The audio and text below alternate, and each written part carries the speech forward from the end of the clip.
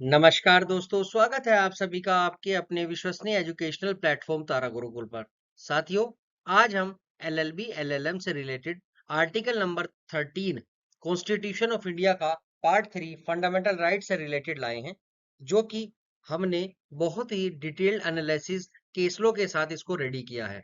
तो आइए दोस्तों, बिना किसी देरी के शुरुआत करते हैं। Article number 13 constitution of India fundamental right से रिलेटेड है और इसमें हमने जो है काफी डिटेल्ड एनालिसिस, ओवरव्यू और आर्टिकल 13 में किन किन चीजों का इम्पोर्टेंस जो है हमारे फंडामेंटल राइट्स में रहती है, उसको हम आज डिस्कस करेंगे।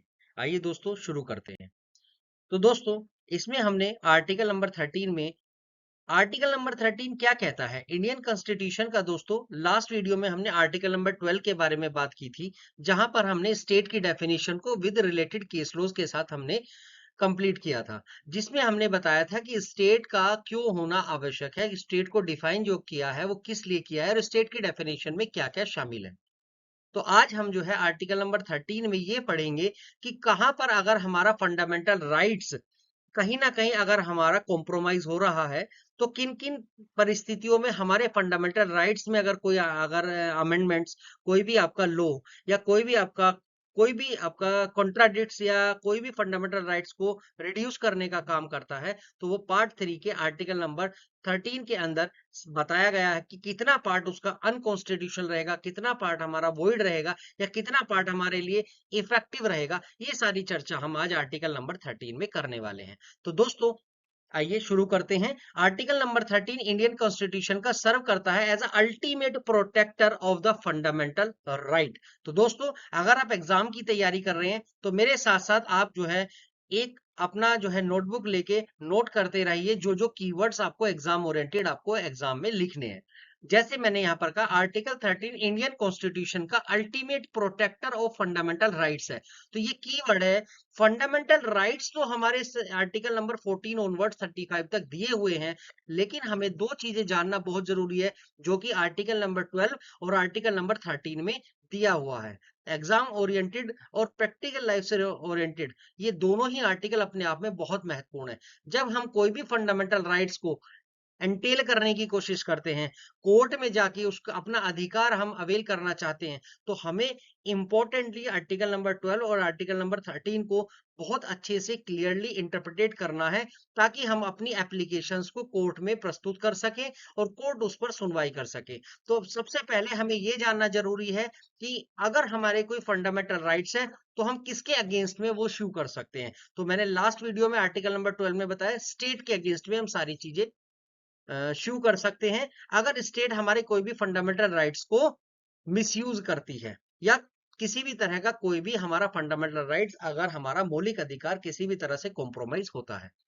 सिमिलरली आर्टिकल नंबर 13 में दिया गया है कि जो भी फंडामेंटल राइट्स अब हमारे जो प्रोटेक्शन का काम करते हैं, अगर वो कहीं ना कहीं कॉन्ट्राडिक्ट हो रहे हैं, कहीं ना कहीं रिड्यूस कर रहे हैं, या कोई भी फंडामेंटल राइट अगर हमारा कॉम्प्रोमाइज हो रहा है, या कोई भी पार्ट या फुल या कोई भी एक्ट हमारा कॉम्प्रोमाइज कर रहा है फंडामेंटल राइट्स को, तो जो हमें कितना पोर्शन उसका अनकॉन्स्टिट्यूशनल होगा, कितना पोर्शन उसका वॉइड होगा, that is very important to know. तो दोस्तों, ultimate protector of fundamental right है। इसमें अंदर हमें ना जुडिशियल रिव्यू की पावर दी गई है, by explicitly introducing the power of judicial review. यानी दोस्तों, जुडिशरी रिव्यू करेगी और जहां जहां उसे लगेगा उतना पार्ट वो उस अपने जुडिशियल रिव्यू को करने के बाद जो है उसमें जो है उसको वोइड करार दे सकती है, वोइड अब इनिशियो का भी दे सकती है, अनकॉन्स्टिट्यूशनल भी ठहरा सकती है। तो ये यही आर्टिकल 13 बात करता है कि अगर कोई भी लॉ कॉन्ट्राडिक्ट है, रिड्यूस है, टेक अवे है, fundamental rights which is given under part 3 is declared as unconstitutional and void. तो दोस्तों, एक एक करके हम सब क्लोज को पढ़ना शुरू करते हैं। आर्टिकल नंबर 13 की सब क्लोज 1 कहती है प्री कॉन्स्टिट्यूशनल लॉज, यानी जो भी लॉज इस कॉन्स्टिट्यूशन के बनने से पहले बने हुए थे या चले आ रहे थे, तो जो भी कॉलोनियल और एग्जिस्टिंग लॉज ऑन और बिफोर जो है 26 जनवरी 1950 के हैं, वो वॉइड हो जाएंगे। कहां तक? Only to the extent of their inconsistency with the fundamental rights. अगर कोई भी हमारे पुराने लॉ चले आ रहे हैं, कॉन्स्टिट्यूशन ऑफ इंडिया से पहले बने हुए थे, कॉन्स्टिट्यूशन ऑफ इंडिया के पहले जो भी लॉज है, अगर वो इनकंसिस्टेंट है, तो अगर वो हमारे किसी भी लेवल पे कॉन्ट्राडिक्ट करते हैं, कॉम्प्रोमाइज करते हैं, तो उतना पार्ट उसका जो है प्री कॉन्स्टिट्यूशनल लॉज का हमारा वॉइड हो जाएगा। तो कहने का मतलब क्या है, इन्होंने 4 पार्ट में बांटा। पहला प्री कॉन्स्टिट्यूशन, जो लोग ऑलरेडी चल रहे थे इस कॉन्स्टिट्यूशन से पहले, वो वॉइड हो जाएंगे उतने पार्ट के लिए जितना फंडामेंटल राइट्स हमारा इनकंसिस्टेंट करेगा। दूसरा, आर्टिकल नंबर 13 की क्लोज 2, वो कहता है पोस्ट कॉन्स्टिट्यूशन लॉज। तो जब दोस्तों आपको भी एक जनरल चीज समझनी होगी, कॉन्स्टिट्यूशन बनने से पहले लो होंगे तो वो उतने पार्ट को वॉइड माना जाएगा पहले लो का जितना वो इनकंसिस्टेंट है फंडामेंटल राइट्स के। अब फंडामेंटल राइट्स अगर हमारे हो गए और पोस्ट कॉन्स्टिट्यूशन लो के बाद अगर कोई ऐसा लो बनता है या स्टेट कोई ऐसा लो बनाने की कोशिश करता है जो कि हमारे फंडामेंटल राइट्स को कम कर देता है या टेक अवे कर देता है या कॉन्ट्राडिक्ट कर देता है, तो फिर वो वॉइड ऑफ इनिशियो हो जाएगा। वॉइड और वॉइड ऑफ इनिशियो में दोस्तों फर्क है। वॉइड का मतलब है कि with effect from current date वो वॉइड हो जाएगा, उसकी कोई वैलिडिटी नहीं रहेगी, और बोथ द पार्टीज, जो भी एग्रीमेंट टू द पार्टीज हैं, ये जो भी हमारी पार्टीज हैं, वो दोनों की दोनों जो है किसी भी तरह का कोई भी कॉन्ट्रैक्ट नहीं कर सकते। तो दूसरा, हमारा पोस्ट कॉन्स्टिट्यूशन लॉ में यही बोला गया है। तो वॉइड अब इनिशियो क्या होता है, जो कि वॉइड होता है सिंस इंसेप्शन से। अब आ जाते हैं दोस्तों आर्टिकल नंबर 13 के सब क्लोज 3 पर। वो कहता है जी, आप कह रहे हैं pre constitution law, post constitution law, लेकिन आप हमें ये तो बताइए कि लॉ होता क्या है। तो दोस्तों लॉ की डेफिनेशन भी देख लेते हैं। लॉ में जो हमारी डेफिनेशन है, खाली बेयर एक्ट या फिर एक स्टैट्यूटरी लॉ से रिलेटेड नहीं है। लॉ में इन्होंने इंक्लूड किया कोई भी ऑर्डिनेंस, कोई भी ऑर्डर, कोई भी बायलॉज, कोई भी रूल्स, कोई भी रेगुलेशन, कोई भी नोटिफिकेशन, कोई भी कस्टम, या कोई भी long standing usage time to time अगर इशू होती है, तो वो सारी चीज एक लॉ की डेफिनेशन में आ जाएंगी। तो ये वाइडर टर्म्स इन्होंने लॉ की हमारे आर्टिकल 13 में 3 में दे दी गई हैं। 13 क्लोज 4 पढ़ते हैं दोस्तों, कॉन्स्टिट्यूशनल अमेंडमेंट। अगर दोस्तों यहाँ पर जो है 24th अमेंडमेंट किया गया कॉन्स्टिट्यूशन में 1971 में, उसमें अमेंडमेंट क्या हुआ था कि अगर कोई भी ऑर्डिनरी कॉन्स्टिट्यूशनल अमेंडमेंट अगर आप आर्टिकल 368 के थ्रू करते हैं तो वो एक लॉ की कंसिडरेशन में नहीं आता। लेकिन दोस्तों 13 क्लोज 4 जो है, आगे जाके मैं आपको बताऊंगा, एक केस है केशव नंदा भारती जी का। उस केस में इसमें थोड़ा सा और ज्यादा उसमें जो है इसको दूसरे तरीके से बोला गया है। यहां पर तो लिखा है कि कोई भी ordinary constitutional amendment under article 368 are not considered as law under article 3। तो कोई भी कॉन्स्टिट्यूशनल अमेंडमेंट्स लॉ की डेफिनेशन में नहीं आता। लेकिन मैं आगे केशव नंदा भारती जी का केस बताऊंगा, उसमें वो एक एक्सेप्शन भी बना है। आइए दोस्तों, अभी तक हम जान लेते हैं हमने क्या पढ़ा, एक रिकैप कर लेते हैं। आर्टिकल 13 के अंदर लिखा है कि कोई भी फंडामेंटल राइट्स अगर अल्टीमेट प्रोटेक्ट करता है हमारे को, क्यों करता है, क्योंकि अब हमारे कॉन्स्टिट्यूशन बनने से पहले भी कुछ लॉज चले आ रहे होंगे। तो 13(1) उनको बोलता है कि वॉइड हो जाएंगे, वॉइड अब इनिशियो नहीं, वॉइड हो जाएंगे to the extent their inconsistency with the fundamental rights. अब पोस्ट कॉन्स्टिट्यूशन के बाद फंडामेंटल राइट्स आने के बाद अगर कोई ऐसा लॉ बनता है या स्टेट ऐसा लॉ बनाने की कोशिश करता है, तो स्टेट हालांकि बनाएगा नहीं, लेकिन अगर बनाता है तो वो जो है, जो हमारे फंडामेंटल राइट्स को कॉम्प्रोमाइज करेंगे, कोई भी लॉ ऐसा होगा तो वो वॉइड अब इनिशियो हो जाएगा। फिर 13(3) में ये बोला गया कि लॉ की डेफिनेशन क्या है। तो दोस्तों मैं बता दूं, लॉ केवल एक स्टैट्यूटरी ड्राफ्ट डॉक्यूमेंट या स्टैट्यूटरी फाइनल डॉक्यूमेंट नहीं है। इसके साथ जो भी टाइम टू टाइम ऑर्डिनेंसेस पास होते हैं, जो भी ऑर्डर्स पास होते हैं, जो भी बायलॉज होते हैं, जो भी रूल्स होते हैं, जो रेगुलेशंस होते हैं, नोटिफिकेशन होते हैं, कस्टम होते हैं, या फिर लॉन्ग स्टैंडिंग यूसेज होता है, वो सभी जो है लॉ की डेफिनेशन में आ जाते हैं।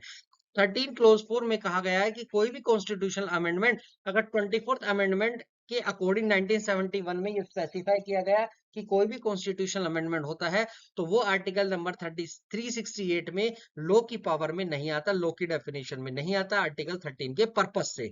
तो दोस्तों केशव नंदा भारती जी का केस है जो हम आगे डिस्कस करेंगे, वो इसका एक एक्सेप्शन भी है। तो दोस्तों आज पढ़ लेते हैं तीन तरह के जो है हमारे कुछ डॉक्ट्राइन्स हैं आर्टिकल नंबर 13 में। ये डॉक्ट्राइन्स एग्जाम ओरिएंटेड पूछे जाते हैं सीसीएस यूनिवर्सिटी के एलएलबी एलएलएम एग्जाम्स में। बहुत ही इंपॉर्टेंट टॉपिक है ये। और साथ में जो दिल्ली यूनिवर्सिटी में लोग पढ़ रहे हैं तो उसमें भी जो है एलएलबी एलएलएम के केस में ये डॉक्ट्राइन्स इंपॉर्टेंट हैं, एग्जाम ओरिएंटेड हैं, ये पूछे ही जाते हैं। तो एलएलबी और एलएलएम एग्जाम्स के लिए ये जो डॉक्ट्राइन्स हैं ये बहुत ही इंपॉर्टेंट है। और अगर आप जब आप प्रैक्टिकल लाइफ में प्रैक्टिस करेंगे तो वहां पर भी ये डॉक्ट्राइन्स को आपको गोल्डन रूल की तरह ट्रीट करते हुए आगे क्लाइंट का केस भी लड़ना है। तो आइए दोस्तों डॉक्ट्राइन्स के हिसाब से बात कर लेते हैं। नंबर 1 डॉक्ट्राइन रहता है डॉक्ट्राइन ऑफ सेपरेबिलिटी, यानी सेपरेबिलिटी। ये क्या बोलता है दोस्तों, अगर कोई भी स्टैट्यूट हमारा फंडामेंटल राइट को वॉयलेट करता है या कोई भी पोर्शन, मान के चलिए आपका पूरा लॉ बना हुआ है, कॉन्स्टिट्यूशन है, फंडामेंटल राइट्स, अगर कोई भी लॉ ऐसा निकल के एक स्पेसिफिक लॉ बना और उस लॉ में सारी बातें ठीक लिखी हैं लेकिन उसमें कुछ पोर्शन ऐसा है जो फंडामेंटल राइट्स को ब्रीच कर रहा है या फंडामेंटल राइट्स को वॉयलेट करने की कोशिश कर रहा है, तो देखिए हमारा जो सर्वोपरि है वो है कॉन्स्टिट्यूशन। तो हमारा जो फंडामेंटल राइट्स है वो है सबसे ऊपर। अगर वो वॉयलेट करता है तो हम उस पोर्शन को, उस स्पेसिफिक लॉ को, उस स्पेसिफिक लॉ के उस पोर्शन को हम जो है वहां से हटा देंगे, यानी सेपरेबिलिटी कर देंगे, सेपरेट कर देंगे। तो यानी specific portion of a statute violate the fundamental right, the court will not kill the entire right. तो ऐसा थोड़ी ना है कि पूरा का पूरा एक्ट कंप्लाई नहीं होगा। जैसे फॉर एग्जांपल हम ले लेते हैं एक कॉन्ट्रैक्ट एक्ट है 1872, हम सभी पढ़ते आए हैं। कॉन्ट्रैक्ट एक्ट ले लीजिए, पार्टनरशिप एक्ट 1932 ले लीजिए।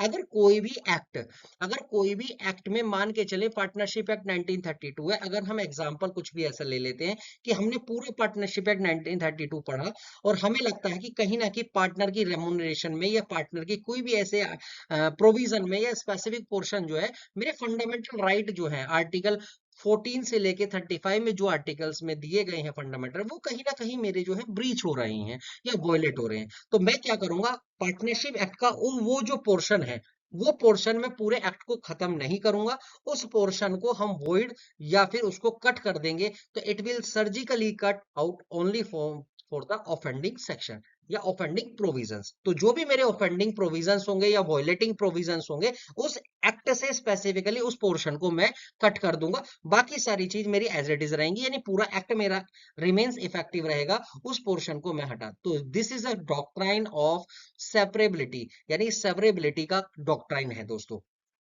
अब आ जाते हैं, इसको हम बोल भी सकते हैं सर्वाइवल, यानी कि मैंने बाकी सारा एक्ट को एज इट इज सर्वाइव करा दिया, लेकिन जो है मैंने कुछ पोर्शन को वो जो है हमने हटा दिया। तो if the remaining valid section can stand independently and fulfil the original intent of the legislation it survive. तो इसको ऐसे भी हम पढ़ सकते हैं। तो ये रूल ऑफ सर्वाइवल है कि मैंने बाकी एक्ट को बचा लिया, सर्वाइव करा दिया, और बाकी एक्ट को कराने के बाद जो प्रोविजन है वो एज इट इज लगेंगे कुछ पोर्शन को छोड़ के। अब आ जाता है डॉक्ट्राइन नंबर 2, डॉक्ट्राइन ऑफ एस्लिप्स।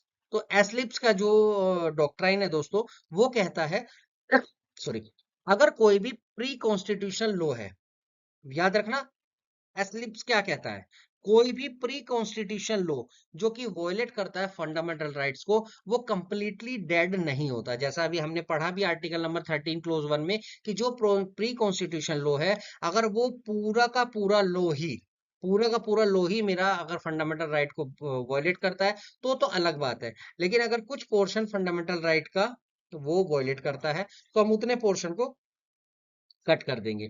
तो अब हम क्या कहना चाहते हैं, डॉक्टर ऑफ एस्लिप्स जो है मेरे से कहते हैं कि जी प्री कॉन्स्टिट्यूशन लॉ जो है वो अगर फंडामेंटल राइट्स को वॉयलेट करता है तो वो कंप्लीटली डेड नहीं माना जाएगा, वो क्या है ओवरशैडो हो जाएगा, और एस्लिप्स्ड के जो प्रोविजन है, जो डॉक्ट्राइन है, एक नया फंडामेंटल राइट उसमें फॉर्म कर दिया जाएगा। जैसे कि मैंने अभी बताया ऊपर के एग्जांपल में, एक पार्टनरशिप एक्ट है, पूरा एक्ट बहुत अच्छा है, सब कुछ बहुत अच्छे से चीजें ड्राफ्टेड की गई हैं, उसमें कुछ पोर्शन ऐसा है जो फंडामेंटल राइट्स को कहीं ना कहीं वॉयलेट करता है, तो मैं उतने पोर्शन को हटा दूंगा और बाकी मैं चीजें एज इट इज अप्लाई कर दूंगा। वो हुआ सर्वाइविलिटी का, जो ऊपर मैंने बोला सेपरेबिलिटी या सर्वाइविलिटी का रूल। लेकिन अब अगर मैं वो पोर्शन कट कर देता हूं और उस पोर्शन की जगह मैं कोई नया फॉर्मेशन ला देता हूं, नया फंडामेंटल राइट्स का कुछ ऐसा प्रोविजन इंसर्ट कर देता हूं, तो वो हो जाता है डॉक्ट्राइन ऑफ एस्लिप्स। तो उसको हम बोलते हैं कि अगर मैंने कोई नया फंडामेंटल राइट्स उसमें जो है एस्लिप्स कर दिया तो वो मेरा क्या हो जाएगा, वो डॉक्ट्राइन ऑफ एस्प्लिस्ड हो जाएगा, उसको बोलते हैं रूल ऑफ रिवाइवल, यानी दे रिमेन्ड डोरमेंट, वो डोरमेंट रहेंगे। अगर फ्यूचर कॉन्स्टिट्यूशनल अमेंडमेंट रिमूव करता है कोई भी कॉन्फ्लिक्ट को, तो स्लिप्स लिफ्ट हो जाएगा और old law automatically becomes active again. कहने का मतलब क्या है दोस्तों, कि जो भी आपका एक्ट है या पोर्शन है वो उतना डोरमेंट स्टेटस में रहेगा। मान के चलो अगर वो पोर्शन जो है डोरमेंट स्टेटस में है, और अगर हम जो है वो उसके बदले में अगर कोई फ्यूचर में एक ऐसा लॉ बनता है या कोई भी कॉन्स्टिट्यूशनल अमेंडमेंट ऐसा आ जाता है कि उस कॉन्फ्लिक्ट को वो हटा देता है, तो उस केस में फिर जो है स्लिप्स है वो जो हमारा रूल है वो लिफ्ट हो जाएगा, उठ जाएगा, और जो पुराना लॉ था वो एज इट इज एक्टिव हो जाएगा। यानी कि पूरा का पूरा लॉ डेड नहीं करेंगे, यहाँ पर कोई भी लो डेड नहीं करेंगे, बस उतना पोर्शन को एस्लिप्स कर देंगे। और आगे अगर कॉन्स्टिट्यूशनल अमेंडमेंट से वो चीजें ठीक हो जाती हैं और वो फंडामेंटल राइट्स अब ऐसा हो जाता है कि वो वॉयलेट नहीं है, नहीं करता है किसी भी प्रोविजंस को, तो फिर मेरा पूरा का पूरा जो एक्ट है एस्लिप्स प्रोविजन हमारे लग जाएंगे और वो लिफ्ट हो जाएगा, और जो पुराना ऑटोमेटिकली एक्टिव हो जाएगा दोबारा से। अब आ जाते हैं दोस्तों डॉक्ट्राइन ऑफ वेवर। तो डॉक्ट्राइन ऑफ वेवर क्या कहता है, कि कोई भी सिटीजनशिप्स विलिंगली अगर अपना कोई भी फंडामेंटल राइट वेव करते हैं फॉर देयर ओन बेनिफिट, तब क्या होगा। तो यहाँ पर रेस्ट्रिक्शन रूल लगा दिया है डॉक्ट्राइन ऑफ वेवर का, कि जुडिशरी ने साफ कर दिया है कोई भी सिटीजन वेव नहीं कर सकता कोई भी फंडामेंटल राइट्स, क्योंकि fundamental rights are absolutely established not just for an individual purpose, कोई इंडिविजुअल पर्पस या इंडिविजुअल पर्सन के लिए नहीं है, but it is a matter of mandatory public policy. तो आपको याद रखना है डॉक्ट्राइन ऑफ वेवर के केस में ये क्लियर है कि कोई भी citizen can't waive a fundamental rights because they are established not just for individual but as a matter of mandatory public policy. तो ये डॉक्ट्राइन ऑफ वेवर का रूल है। तो आइए दोस्तों, ये हमने डॉक्ट्राइन्स कुछ पढ़े, अब हम आगे चलते हैं, कुछ केस लो भी देख लेते हैं। जैसे हमारा 1951 में Keshav Madhava Menon and state of Bombay का केस है दोस्तों। इसमें क्या किया गया, मैंने डायरेक्ट इसमें जुडिशियल रूल लिखा है, तो क्योंकि हमारे पास समय थोड़ा कम रहता है तो उस वजह से हमने यहाँ पर केस दिया है और कोर प्रिंसिपल दिया है, और साथ में मैंने जुडिशियल रूल दिया है कि फाइनली जजमेंट क्या आया।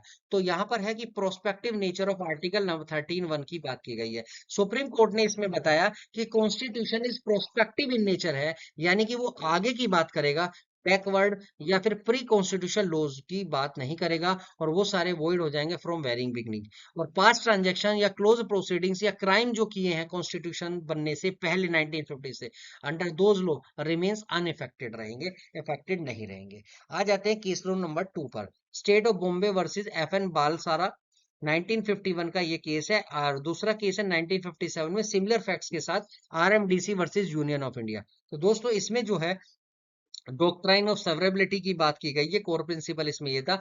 RMDC कोर्ट में क्लियर किया कोर्ट ने कि कोई भी वैलिड और इनवैलिड पार्ट अगर हमारा इंटरवीन करता है तो they can not be separated, entire act whole हो जाएगा। If they are clearly distinct only the constitutional slice will be dropped.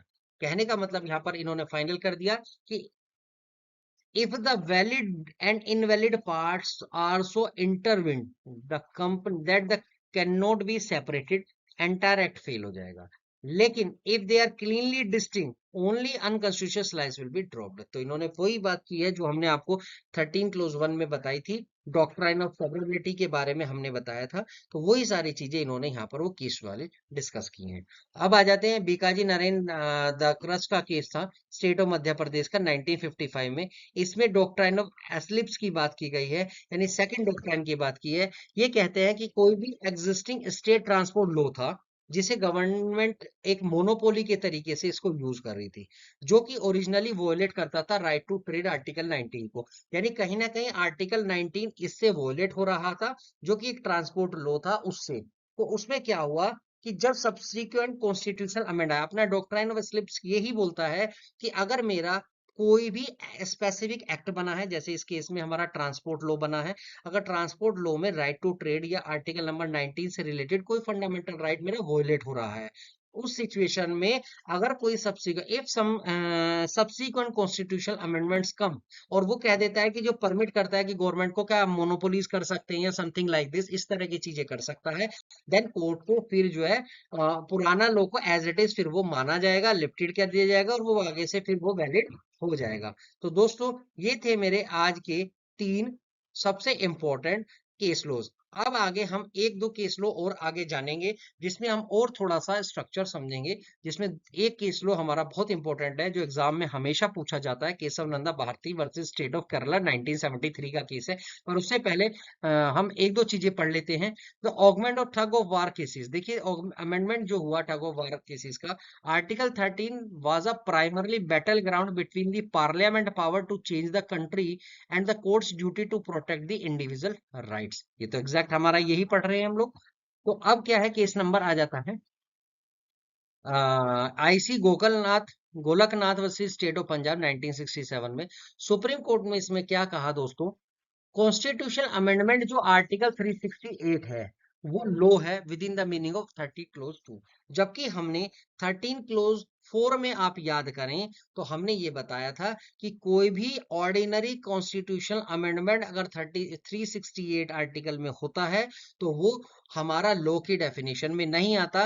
वो लॉ की डेफिनेशन जो 13 क्लोज 3 में दी गई है कि कोई भी ऑर्डिनेंस, कोई भी नोटिस, कोई भी रेगुलेशन, कोई भी बायलॉज, कोई भी ऑर्डर्स जो कि टाइम टू टाइम हमारा लिए इशू की जाती हैं। तो अगर ऐसा कुछ है तो यहाँ पर इस केस में वो बात हो गई अपोजिट। क्या कि IC Golaknath versus state of Punjab 1967 में उन्होंने बोला कि अगर कोई भी कॉन्स्टिट्यूशनल अमेंडमेंट है 368 में तो वो लॉ की डेफिनेशन में आएगा।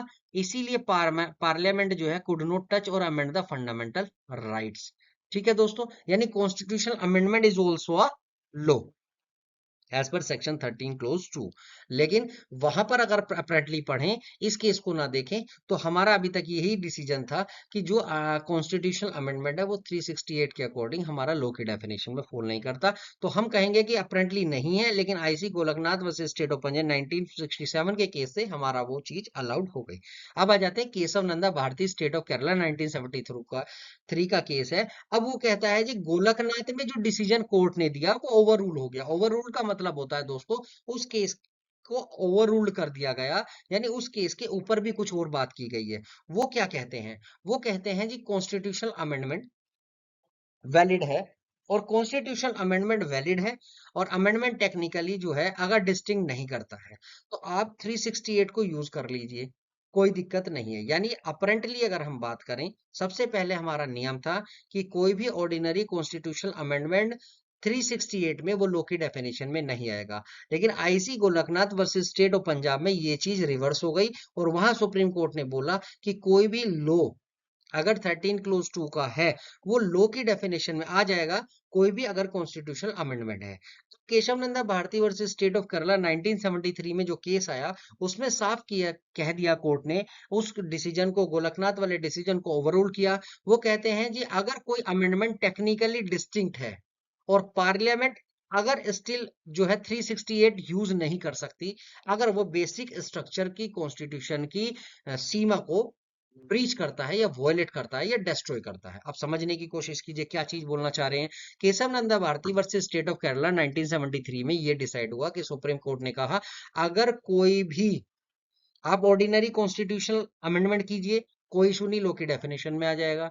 कोई भी आप अगर कॉन्स्टिट्यूशनल अमेंडमेंट करते हैं और मेरे फंडामेंटल राइट्स के बेसिक स्ट्रक्चर या कॉन्स्टिट्यूशन के बेसिक स्ट्रक्चर को अगर वो डिस्ट्रॉय करने की कोशिश करेगा, वो अमेंडमेंट, तो फिर हम क्या करेंगे, वो फिर जुडिशियल रिव्यू में जाएगा 13 में, और फिर उस हिसाब से बेसिक स्ट्रक्चर में अगर कॉम्प्रोमाइज होता है तो फिर वो लॉ की डेफिनेशन में नहीं आएगा। तो केशव नंदा भारती का दोस्तों जो केस है वो बड़ा ही इंपॉर्टेंट है और एग्जाम ओरिएंटेड है, पूछा जाएगा। इसीलिए हमने इस वीडियो के साथ आपको आसानी से बहुत सारी चीजों को जो एग्जाम में बहुत बार बच्चे कंफ्यूज होते हैं, बहुत बार क्यूरियोसिटी आती है, बहुत बार एक कंफ्यूजन क्रिएट रहता है माइंड में एग्जाम देने से पहले कि जी उसमें क्या कहा था या किस तरह की चेंजेस थी या किस तरह का आर्टिकल 13 में चीजें कही थी। तो हमने आपको उसका पूरा बैकग्राउंड बता दिया कि आर्टिकल 13 में हमें क्या क्या करना है। ये मैंने कुछ नीचे जो केसेस पढ़ाए हैं उसकी एक समरी दी थी, तो वो आप पढ़ लेंगे। बेसिकली इसमें वही है, वो एक कोर्ट का डिसीजन था, जैसे मैंने बताया केशव नंदा में parliament can amend the right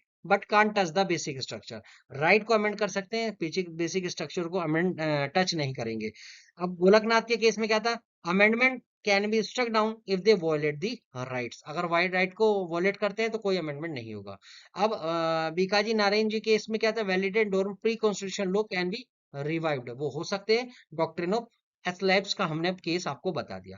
doctrine of severability में क्या होता है कि उतना पोर्शन कट कर दो, बाकी को एज इट इज सर्वाइवल कर दो। तो ये हमारा वो आ जाता है, only unconstitutional provision get severed and discarded. और आर्टिकल 13 क्लोज 1 में एप्लीकेशन है, वो कहता है जी फंडामेंटल राइट्स जो है डू नॉट अप्लाई रेट्रोस्पेक्टिवली। तो वो हमारा जो केशवन माधवन वाला केस है उसकी वो बात कर रहे हैं। तो आइए दोस्तों, आज हमने आर्टिकल 13 की एक डीप एनालिसिस, एक स्ट्रेटेजिक ओवरव्यू लिया, जिसमें हमने ये सारी चीजें समझी कि किस तरह से जो है हमारा आर्टिकल नंबर 13 किस तरह से कॉन्स्टिट्यूशन के अकॉर्डिंग जो है चीजों को इंपॉर्टेंस देता है। तो आइए दोस्तों, आर्टिकल नंबर 13 को याद कीजिए, रिवाइज कीजिए। कुछ भी आपको डाउट है तो कमेंट बॉक्स में जरूर बताएं, और हमारा तारा गुरुकुल चैनल सब्सक्राइब करना ना भूलें। पूरा वॉच कीजिए, लाइक कीजिए, सब्सक्राइब कीजिए और एंजॉय कीजिए, और एग्जाम की प्रिपरेशन को मजबूत कीजिए। तो नमस्कार दोस्तों, जय हिंद, जय भारत।